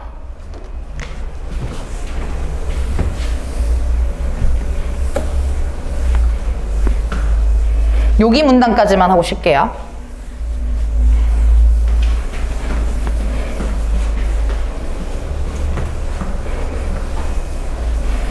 해결 방안 전까지만 하고 쉴게요. 봅시다. 마지막. 자, 로봇과 자동화 시대에도 공동체의 안녕과 구성원의 행복. 안녕이라고 하는 건 평안함. 평안함과 구성원의 행복을 위해서 적절한 일자리가 필요하다는 것은 명약관화합니다. 불보듯 뻔하다. 표시해 주시고요. 불보듯 뻔하다. 자주 출제되니까 명약관화 꼭 기억해 주시고. 그래서 공동체의 안녕과 구성원의 행복, 이게 목적이죠. 적정한 일자리가 필요하다라는 게 얘가 주장, 입장인 거고요. 아무리 사회적인 안정망이 갖춰져 있고요, 유산이 기본소득으로 안정된 삶을 유지할 수 있다 하더라도 일자리가 없다면 진정한 행복을 누리기 어렵습니다. 그래서 이렇게 꺽쇠 표시 좀 할까요? 이거 누가 주장하는 거니? 낙관이니 비관이니? 내용 보니까 사회적인 구조는 안전망이 갖춰져 있어요. 안전망이라고 하는 건 복지요. 국가 복지, 기본소득이나 이런 거. 그리고 유산, 기본소득으로 안정된 삶을 유지하는 거. 이건 낙관적인 입장이겠죠. 낙관적 입장. 로봇 시대를 긍정적으로 바라보는 입장이야. 긍정적. 일자리가 없다면 행복을 누리기 어렵대요. 일 왜 해야 된다 그러면 얘들아? 일 왜 해야 되니? 단적으로 한 문장으로 서술하시면 뭐요? 뭘 하기 위해서? 진정한 행복을. 일하는 목적이요. 일하는 이유.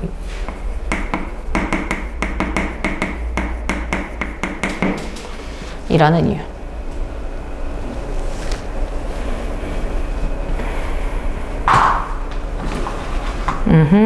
그래서 뒤에는 이제 직업의 세계에 밀려하는 거대한 물결, 계속 비유적인 표현이죠. 요 변화. 우리는 어떻게 맞아야 하는가? 의문영어미. 모든 일은 자동화될 수 있다는 점을 이해하고 평생 직업 따위는 없다는 사실을 받아들이면서 새로에 적응해야 된다라는 해결책으로 나와요. 그래서 여기까지가 일단 문제에 대한 얘기인 거고요. 뒤에는 쉬었다가 해결 방안 측면이니까 쉬었다가 해볼게요. 끝은 여기까지입니다. 우리 여기 끝 표시해 주시고 이제 해결 방안 가볼게요. 직업의 세계에서 밀려오는 거대한 그 흐름을 우리는 어떻게 맞아야 되는 거죠? 라고 해서 해결 방안을 이제 설명하려고 제시를 해요. 평생 직업 따위는 없다는 사실을 받아들이면서 해결 방안을 먼저 보세요. 마인드 자체를 건드린다. 평생 직업 따위는 없고요. 새로운 현실에 적응을 해야 된다라는 게 첫 번째 마인드에 대한 해결책이야. 그리고 달라진 현실에서 성공적으로 직업 생활을 하려면 다음 상황에 유의해서 스스로 길을 찾아야 된대. 그래서 일단 마음가짐에 대한 해결책, 마음가짐 써주시고 평생 직업 없고 현실에 적응해야 되겠구나. 그래서 스스로 길이를 찾아야 된대. 그럼 포커스를, 해결책을 아까 문제를 사회적인 측면의 해결 방법하고 개인적인 측면에서 두 가지로 봤거든요. 사회적인 거는 고용 총량을 유지하면 된대. 사라진 일자리가 많다면 그거보다 더 많은 일자리를 생성하면 된대. 근데 개인은 포커스가 그게 아니잖아요. 그럼 해결책을 어디에서 내는 거니 얘들아? 지금 보니까 스스로 길이려면 사회야 개인이야? 개인에서 해결책을 나타나는 거예요. 개인 측면 해결책. 방안.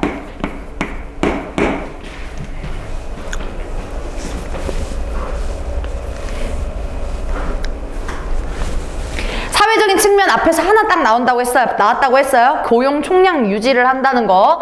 첫 번째, 적극적으로 최신 기술을 수용하고 이를 통해서 새로운 과제를 발견하는 것입니다. 첫 번째. 그래서 기술 수용, 그 다음에 새로운 과제 발견. 요 자세거든. 이어서 볼게요. 무슨 내용이지? 이때 인공지능, 로봇 기술, 자동화의 구조와 질서를 탐구하고 주도적으로 받아들여가지고 로봇 환경에 적응하는 것이 중요하대. 그러니까 여기에서는 이 자동화의 구조를 파악하면서 최신 기술을 받아들이면서 주도적으로 받아들이면서 환경의 포인트는 뭐냐면 적응. 탐구하고 적용한대. 예시가 나와요. 예시. 미세수술 나옵니다. 미세수술. 미세수술의 수술용 로봇을 활용하는 것처럼 자신의 영역에 최신 기술을 접목하는 방법을 찾아나는 거래. 예시가 뭐로 나왔어요? 지금 수술용 로봇. 미세수술에 사용하는 수술용 로봇을 예시라고 나와 있어요. 그러면 이제껏 사람이 해온 직무를 더 정확하고 신속하게 해낼 로봇에게 맡기고 우리는 그동안 마주하지 못했던 새로운 과업을 발견하고 존재하지 않았던 가치를 만들어내는 등 더 중요한 일에 집중해야 된대요. 일단 그러면 봐봐. 미세수술에 수술용 로봇을 활용하는 것은 자신이라고 했는데 여기선 직업이 누구예요? 누가 활용해야 되니? 3차 산업 직업 중에 의사겠지. 의사. 수술 로봇을 대신 사용하는 건 의사겠죠. 그래서 나중에는 우리 막 이렇게 뭐 수술하고 시술하잖아요. 예를 들어가지고 여러분 그거 아세요? 코 필러 들어봤죠? 코 필러 맞으면 잘못 맞으면 저도 옛날에 맞아보고 싶었는데 그거 잘못 맞으면 실명된대요. 실핏줄 다 열명도 이렇게 하면은 실명된대. 그래서 무서워서 못 맞았거든. 그래서 얘는 지금 그런 것들처럼 미세한 시신경이나 그런 이 모세혈관 같은 걸 건드리는 수술에는 정말 오차의 범위가 없는 로봇을 활용하는 것이 의사가 자신의 영역하고 그 다음에 미세수술하고 접목을 해가는 거예요. 접목에 대해서는 덧붙이는 거겠죠. 좋아. 덧붙임. 덧붙여 조화롭게 이루어진다. 어울린. 같이 활용하는 거야.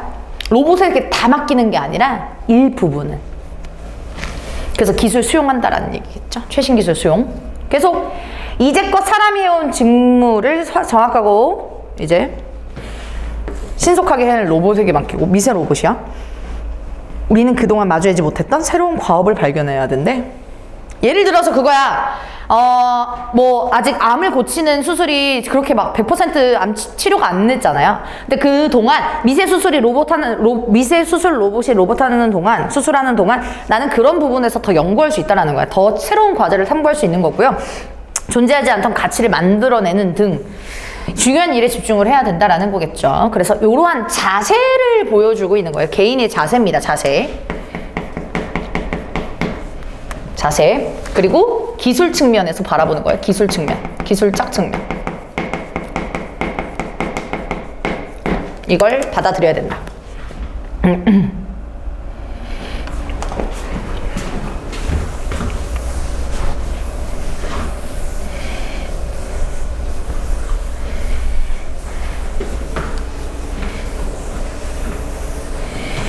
그 다음에 두 번째는요. 직업을 유지하고 개선하고 탐색하기 아니라 지속적인 학습과 재교육이래요. 그래서 얘는 두 번째 해결 방안이 지속적인 학습, 재교육 이걸 받아야 된다라는 얘기죠. 그래서 가볼게요. 나태하고 안주하지 말고 평생 직장이나 존신직이라고 하는 거 우리 종신형처럼요. 계속 끝까지 죽을 때까지 하는 거. 그런 것들이 불가능한 환경에서 가장 필요한 능력은 유연성과 평생 학습자로서의 태도래요. 얘는 자세를 더 중심 있게 보네요.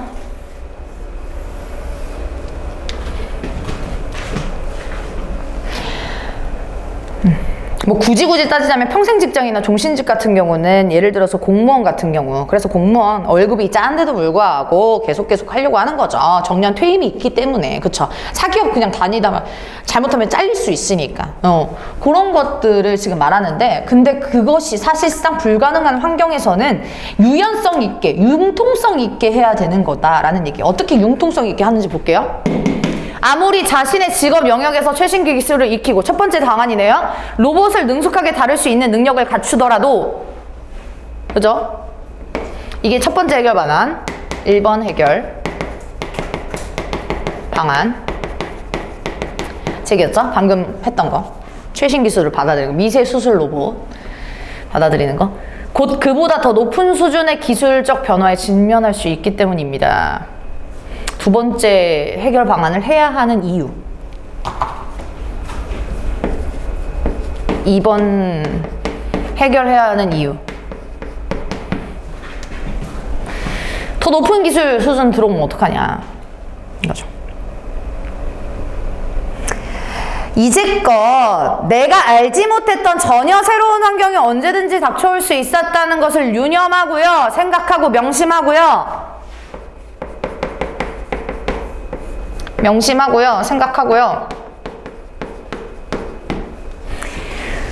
유연성을 발휘해서 새로운 길을 찾으려는 태도를 지녀야 된다. 유연성.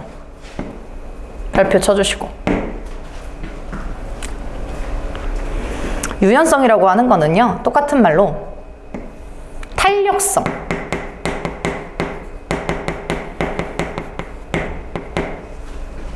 인 거거든요.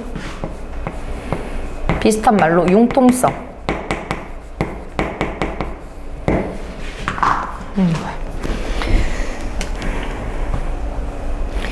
얘들아, 유연하고 탄력 있는 거는 고무줄처럼 쭉쭉 늘어난다라는 거야. 그러니까 모양에 따라서 맞춰간다라는 얘기거든요. 융통성 없는 애들은 뭐야? FM이라고 하잖아요. 군인처럼. 그냥 만약에 한시 수업이었는데 내가 야, 1시 수업인데 지금 몇 분을 늦게 와? 1분을 늦었어? 뭐 이런 융통성 없는 사람. 감히 1분을 늦어? 이런 애들은 탄력성이 없고 융통성이 없는 애들. 근데 그래 5분 정도 늦을 수 있지. 뭐 다음에 더 빨리 와. 이렇게 하는 애들이 탄력성이고 융통성이 있는 애들. 즉 환경에 따라서 변한다라는 건데, 얘들아 쉽게 설명하면 봐봐. 아까 첫 번째 해결 방안이 뭐였냐면, 오케이, 내가 의사야. 미세 수술 로봇을 봐서 같이 접목하는 거 첫 번째 해결 방안. 근데 미세 수술뿐만 아니라 대형 수술까지 나타나는 로봇이 생겼어. 그럴 때 어떻게 하냐는 거야. 어떻게? 대박, 나 잘리는 거 아니야? 이런 게 아니라 거기에서 또 다른 일을, 과제를 찾아야 된다라는 게 자세라는 거예요. 알겠죠? 변화하는 그 환경 속에서 잘 적응해 가야 된다라는 거고요. 계속 인간은 지금까지 숱한 어려움에 맞닥뜨려 왔지만 언제나 유연성을 잃지 않고 창의적인 방법을 찾아 헤쳐나왔대. 그래서 인간의 속성이 지금 뭐예요? 숱한 어려움, 시련과 고난에서 했지만 유연성을 강조하는 말이에요. 창의적인 방법을 찾아서 해결 방안을 내세웠대. 해결하고 있었대. 그래서 유연성은 불안 요소가 가득한, 그렇기 때문에 불안 요소 가득한, 그렇기 때문에 예측하기 어려운 미래의 직업 세계에서도 마찬가지로 요구되는 덕목입니다. 그래서 유연성을 강조하는 겁니다. 그래서 유연성 강조.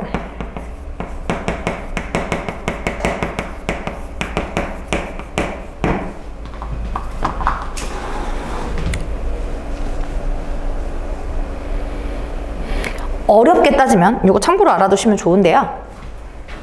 요거 문장 있잖아요. 요거 문장, 이 문장. 봐봐, 무턱대고 그냥 얘들아 뭐 탄력성, 유연성이 되게 중요해, 이거보다 얘는 근거를 그래도 들어야 되잖아요. 해결 방안이니까요. 그죠? 그러면 이런 경험이 있으니까 이렇게 해야 돼요 라고 얘기를 한 거야. 이게 여러분 중학교 때 해봤을 텐데 들어봤을 거예요. 귀납이냐 연역이냐, 과학에서도 나오거든요. 그죠? 뭐라고 할까요? 아이고, 요러한 경험을 통해 가지고 사례가 있었으니까 이렇게 해야 됩니다. 이런 거. 이걸 뭐라고 하냐면 경험적인 것은 귀납이라고 하는 거거든요. 그래서 귀납적 근거.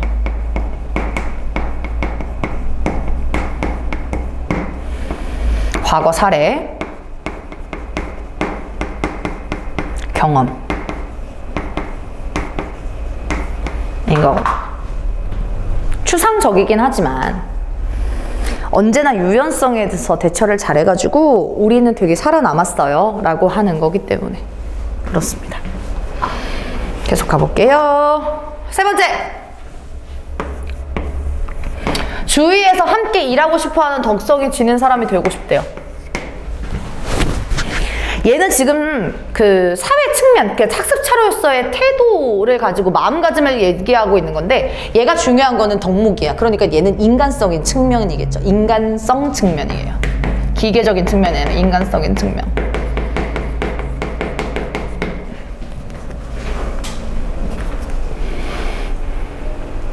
아무리 로봇이 득세하더라도요, 즉 이 대세라고 하더라도요, 여전히 마지막 결정과 관리는 사람이 담당하게 되거든요.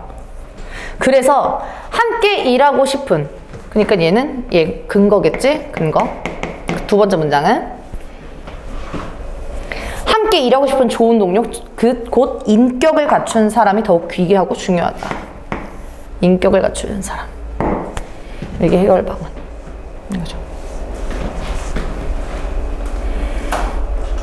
옛날 영화 중에, 판타지 영화 중에 찰리와 초콜릿 공장이라고 하는 그게 그 영화가 있는데, 타 학교에서 어떤 식으로 문제가 나왔냐면, 그 찰리의 초콜릿 공장을 끌어다가 와가지고 사례를 이렇게 보여줬어요. 다른 학교에서. 거기에서 무슨 장면이 나오냐면요, 그 알지? 찰리 초콜릿 종문상 봤니? 본 사람 있어요? 윌리 원카 그 초콜릿 이렇게 황금 티켓 나오면 초콜릿 공장 가는 그거예요. 약간 지금 포켓몬빵에 뮤츠 나오는 것처럼 이렇게 해가지고 오 대박 이러면서 나오는 거야. 근데 그 찰리 아빠가 원래 치약 공장에서 일했거든. 치약 공장에서 무슨 일 했냐면 치약 뚜껑 이렇게 마감 이렇게 하는 거야. 계속 반복적인 일만 했어. 근데 그 자동화 기계가 들어온 거야. 그래서 치약 뚜껑 하는 그 기계가 들어와가지고 찰리 아빠가 해고됐어. 일자리 잃었어요. 근데 나중에 해피엔딩으로 끝났는데 이 아빠가 다시 재취업을 했거든? 근데 뚜껑을 닫는 그걸로 하는 게 아니라 로봇 수리 기술자로 취업이 됐어. 그 망가진 이 뚜껑을 닫는 그 로봇이 망가졌을 때 그것을 기술하는 거. 해결책이 됐거든요. 그래서 요거로 해가지고 무슨 해결책 방안을 했냐 라는 거야. 당연히 얘는 아니겠죠. 만약에 얘가 맞다면 그 사장님하고 찰리 아빠랑 겁나 친해가지고 그래 그냥 냅두자, 우리 로봇 쓰지 말자 이렇게 했겠죠. 덕성을 갖춘 사람, 인격을 갖춘 사람, 유대관계가 있다면. 근데 우리 찰리 아빠 같은 경우는 그 기술을 접목하고 1번 해결 방안하고 유연성, 즉 재교육, 학습을 했잖아요. 학습 두 번째. 무슨 얘기인지 알겠지? 아무리 사례가 이상한 게 나오더라도 연결할 수 있으면 돼요. 세 가지 중에. 얘는 그 학습자의 태도가 어떻게 됐어요? 유연성 해가지고 같이 공존하면서 우리 수리 기술자의 그 기술을 배웠잖아요. 그게 두 번째 해결 방안이거든요. 이런 식으로 해서 창의적인 문제는 뭐 이런 식으로도 나옵니다. 근데 여러분 중간 보면서 아시다시피 서울여고 같은 경우는 우리 그 양으로 때려버려요. 양으로 때리는 게 뭐야? 보기 양으로 때려버려. 기선을 약간 제압하는 거지. 문제는 진짜 별거 아닌데 보기가 이따맣게 나와. 그런 활용도를 이제 문제를 훈련을 해주는 게 가장 중요하고요. 타 자료들은 요거 나중에 이제 한 바퀴 또 복습을 할 때 그렇게 보기 잘 나오는 거는 보겠습니다. 오늘은 내용만 꼭 정리해주고 외워주세요. 학습활동 정리할게요. 넘기시고.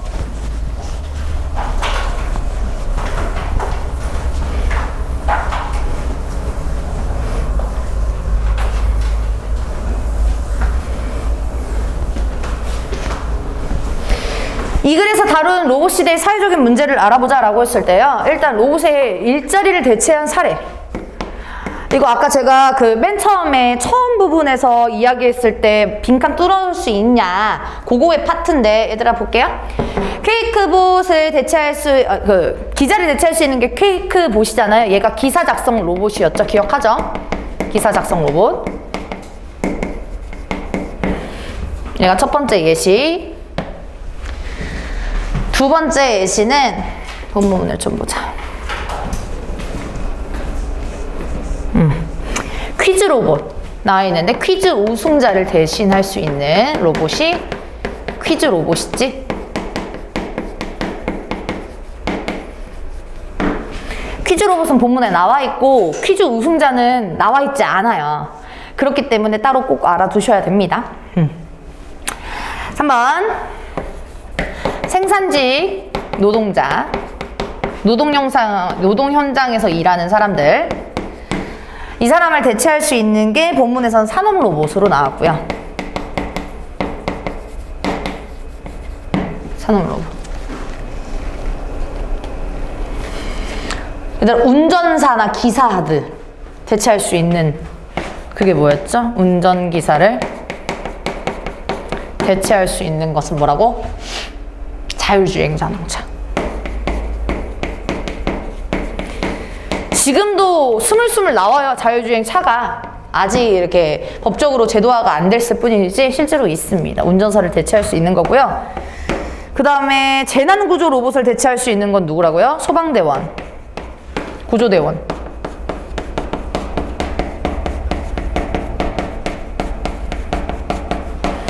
재난구조 로봇.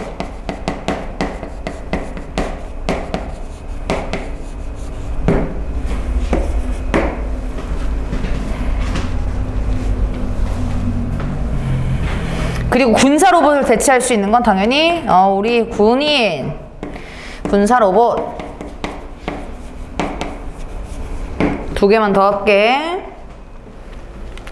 마지막 드론 나왔었는데 그 드론이 촬영 드론이 아니라 배달 대행 서비스의 대체자로서의 드론이었거든요. 그러니까 뭐야? 배달의 민족 기사님들, 우리 배달 기사님들 대체할 수 있는 게 드론이겠죠. 마지막 의사랑 약사요. 의사 약사에서는 본문에서 뭐야? 의약품 서비스, 알림 서비스, 그치? 의약품 안심 서비스.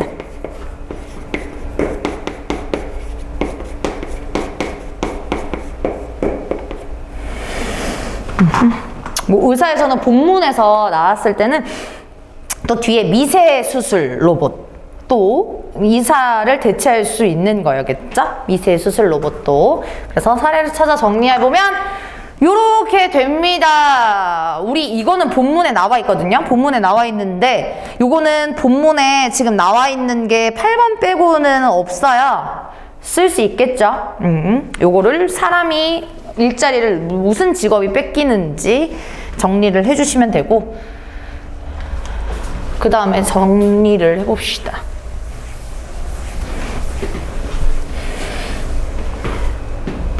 낙관적인 정막. 무슨 가치를 중심적으로 본다고 얘들아? 정신이야, 물질이야? 얘는 물질. 오케이. 물질적, 금전적 가치를 중심적으로 보는 거예요. 초점 맞추는 거.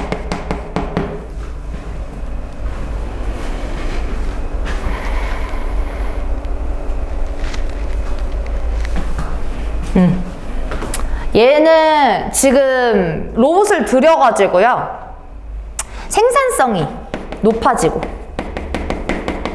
사회 구조에 부가가치가 높아진다고 했어. 돈이 많아진다고 했어. 가성비가 좋으니까. 생산성이 활성화된다면. 그래서 부의 재분배가 일어나. 돈을 다시 나눠줘. 부의 재분배가 일어나. 밑에 써. 그래서 얘는 부의 재분배가 일어나서 뭐가 된다? 일은 덜하지만, 일은 안 하지만 소비랑 여가는 증가한다라는 거야.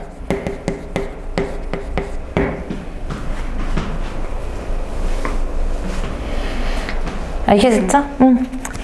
월 200번은 백수다 라고 생각하면 돼. 취미활동하고 그냥 어느 정도 그냥 사는데 문제 없고, 그렇게 해서 낙관적인 정망으로 보는 거고, 삶의 질이 올라간다는 거. 비관적인 정망은 뭐냐면 정신적인 가치가 올라간다. 가치가 초점을 맞추는 거죠.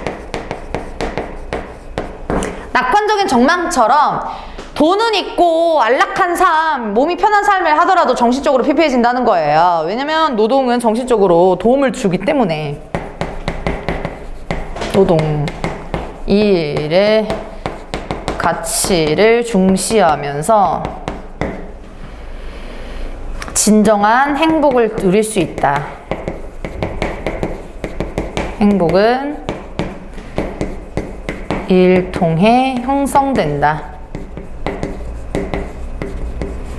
진정한 행복은 일을 통해 형성된다 라는 거고요.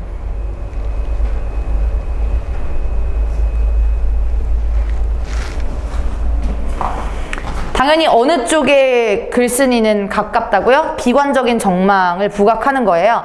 근데 그걸 부각하기 위해서 얘들아 봐봐. 내가 주장하고 있는 건데 내가 비판하고 있는 거랑 주장하고 있는 게 있는데 내가 주장하는 걸 먼저 하고 야 근데 이런 일이 있으면 하면서 부각이 잘 안 되거든요. 까먹을 수가 있어 내 주장이. 그래서 이걸 바꾸는 거죠. 내 입장과 반대되는 것을 낙관적인 정말을 먼저 제시하고 그 다음에 내 입장을 뒤에 제시해요. 문단 계속 순서 강조해요. 낙관 먼저 한 다음에 먼저 제시하고 그 다음에 비관적인 정망 제시하면서 망 제시하는 거예요. 그리고 얘를 부각하는 거죠. 이거 비판하면서 낙관 비판하면서 부각하는 거죠.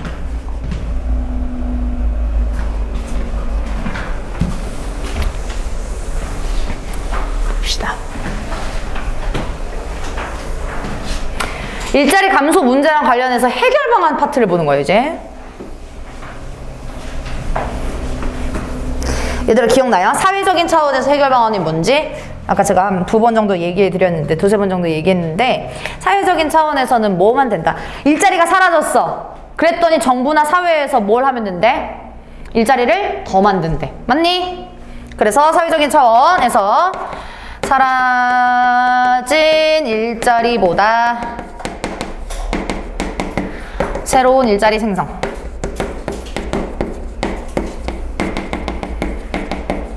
이게 아까도 언급했지만 고용 총량을 유지한다라는 거죠.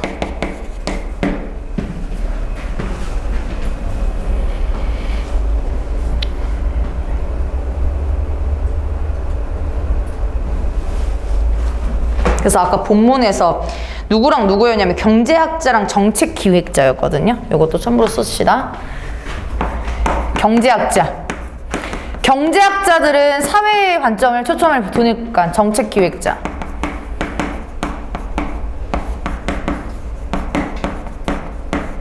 관점이 이거고. 개인적인 차원은 뭐라고요? 우리 여러 가지 3가지가 있는데 일단 이 관점 자체가 노동자의 관점이에요. 노동자.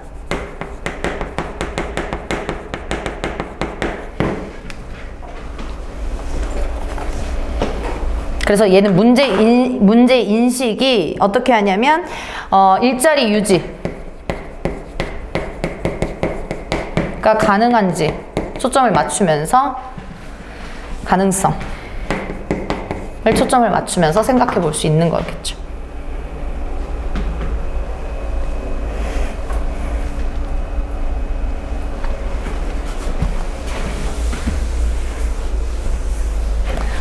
위에는 문제 인식하고 해결 방안이기 때문에 얘는 똑같이 그냥 이것만 쓸게요. 키워드 고용 총량 유지만 쓸게요. 사라진 일자리가 맞냐 생긴 일자리가 맞냐라는 초점을 뒀기 때문에 해결 방안도 동일하게 되는 거고. 자, 개인적인 차원에서는 봅시다. 생각의 변화 추상적으로 제시를 한 거야. 야, 있잖아. 모든 일이 자동화 될 수 있고 평생 직업은 없어. 그렇게 마음을 비워. 라고 해서 마음가짐을 건드린 다음에 구체적인 방안이 실현돼야 되겠죠.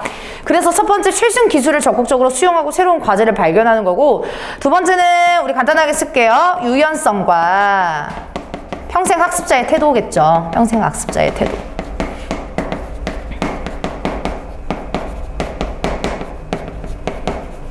키워드만 기억에 하기 쉽게 쓸게요.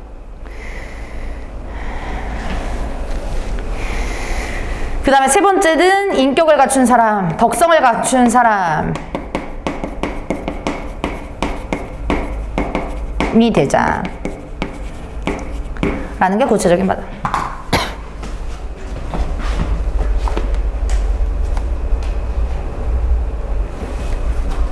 그래서 이게 평생 학습자의 태도가 계속 꾸준히 나태하지 않고 안주하지 않고 계속 공부를 하고 발전을 해야 된다라는 얘기고요.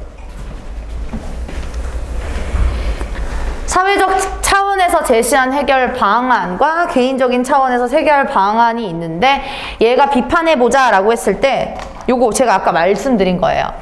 자, 얘를 비판하는 거야. 설명 듣고 쓸게요. 얘를 비판하려면 제가 아까 말했듯이 어떻게 너무 본 거예요. 아니 이게 무슨 사회 구조가 플러스 마이너스 숫자도 아니고 어떻게 100개 일자리가 감소했다고 해서 150, 200 일자리를 늘린다고 해서 사람들이 행복해하냐 이거예요. 그죠? 피해를 보는 사람한테 보상을 해줘야지 너무 단순하게 보는 거 아니냐고 비판을 할 수 있단 말이야. 알겠니? 그래서 비판은 어떻게 하냐면 너무 사회 구조를 단순하게 바라봤다라는 거예요. 사회 구조 단순, 단편화 하며 인식했다. 비판의 이야기인 거고요.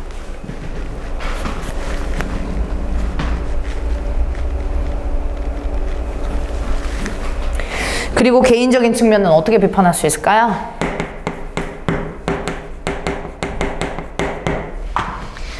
어떻게 갈 수 있을까? 봐봐, 사회는 너무 단순하게 봤어. 너무 심플하게 봤어. 근데 개인은 봐봐, 우리가 아무리 막 마음가짐을 오케이 공부해야지, 유연하게 해야지 이렇게 해서라도 나 덕성, 인격을 갖춘 사람이 되어야지 이렇게 하더라도 잘릴 수 있는 거야. 맞니? 그러니까 우리 개인만 노력해서 되지는 않는다라는 거죠. 비판을 할 수 있다면. 그래서 개인의 노력만으로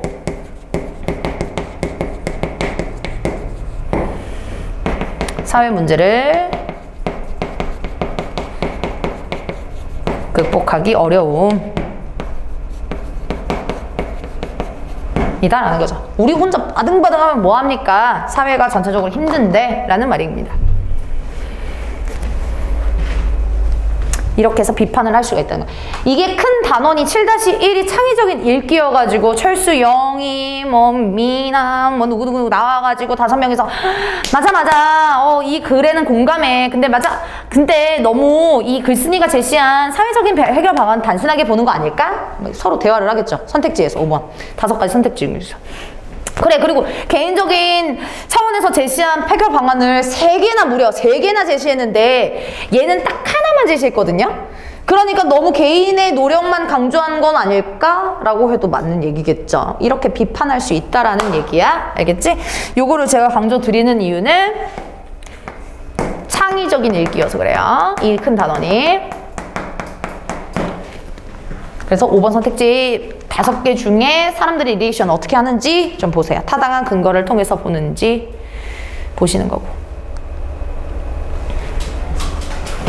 학습 활동까지만 하고 쉬었다가 문제 풀 건데요. 좀 볼게요. 제가 말씀드렸듯이 이제 보기가 되게 많이 나오는 파트이기 때문에 보기를 조금 같이 읽어보려고 해요. 자, 우리 1번, 2번을 바탕으로 해서 로봇시대 일자리 감소 문제와 관련해서 생각을 대신한 방법을 하나 찾아보서 적어보자 라고 하는 건데요. 요거 같이 보기로 나올 수 있으니까 읽어볼게요. 글쓴이는 개인적인 차원에서, 즉 구직자의 관점에서 직업을 구할 준비를 역량을 강화하려고 한다. 이게 노동자. 구직자라는 거는 일을 구하는 사람이니까, 직업 구하는 사람이니까요. 역량을, 개인의 능력을 강화하라고 했습니다. 하지만 난 그보다 구직자들이 줄어든 일자리를 서로 나누어 가지고요, 소득이 다소 줄더라도요 모두가 이를 통해서 행복해지는 방법을 찾아야 한다고 생각합니다. 그리고 줄어든 소득은 국가가 기본소득 보장 제도를 도입해서요 어느 정도 채워주면 될 것 같아요.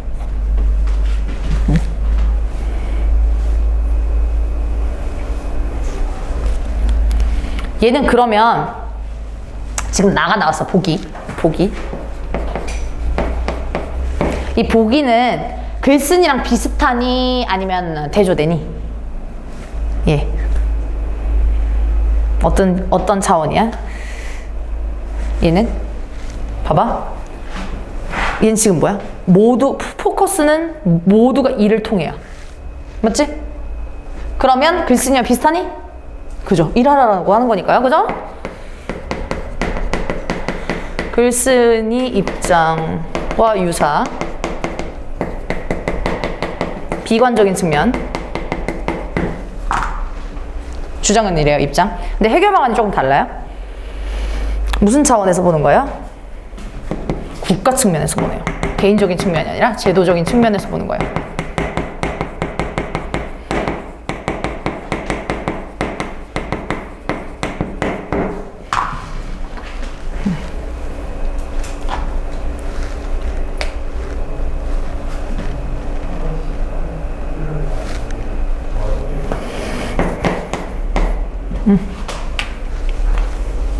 얘는 시험 문제에서 얘들아 위글과 보기를 비교해가지고 위글과 달리 위글과 보기는 모두 이렇게 나온다고요. 위글과 보기 모두 그 비관 로봇 시대에 대한 비관적인 입장을 띠고 있는 거 공통점 맞는 거죠. 그리고 차이점은 뭐라고요?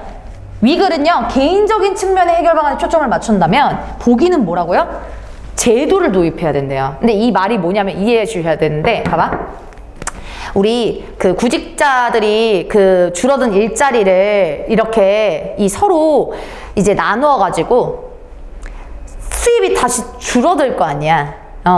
그러면 이제 요 국가가 충당을 한다라는 얘기거든요. 그러니까 실제로 말하면 얘들아 만약에 30명이 있어 우리 회사에. 근데 얘가 10명이 잘렸어.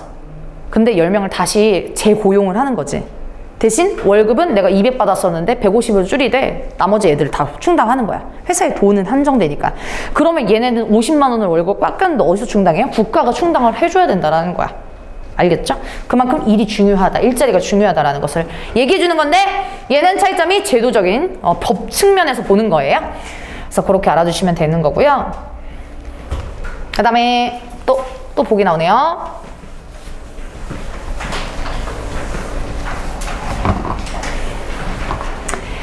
약한 인공지능이 진화한 형태를 강한 인공지능이라고 합니다. 독립성이 없는 약한 인공지능과 달리 강한 인공지능은 자신의 의도를 가진 독립성이 있는 존재로 가정이 됩니다. 밑줄 칠게요. 자신의 의도를 가진 독립성이 있는 존재. 영화의 단골로 등장하여서 인류를 위협하는 인공지능은 대부분 이런 강한 인공지능이고요. 호킹이나 머스크나 게이츠는 인간을 뛰어넘는 초지능을 가진 강한 인공지능이 인류를 멸망시킬 수도 있다라고 걱정을 합니다. 라는 얘기겠죠? 뭐를 한다고요? 인류를 멸망시키는 부정적인 결과예요. 이런 거 SF 영화에서 엄청 많잖아요. 그러니까 막 사람처럼 막 미래 영화인데 미래 시점인데 막 사람처럼 막 이렇게 똑같이 한 AI 로봇이 있는 거야.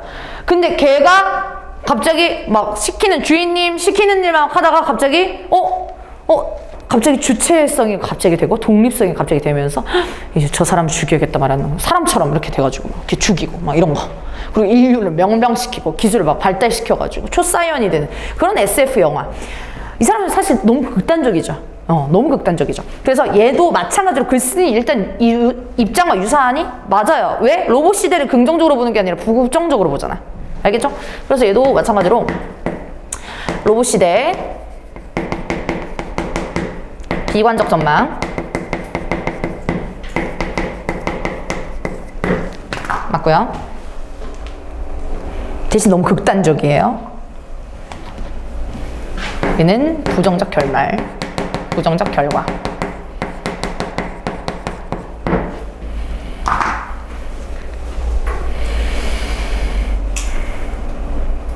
글쓴이는 뭐가 부정적인 결과였어요, 얘들아?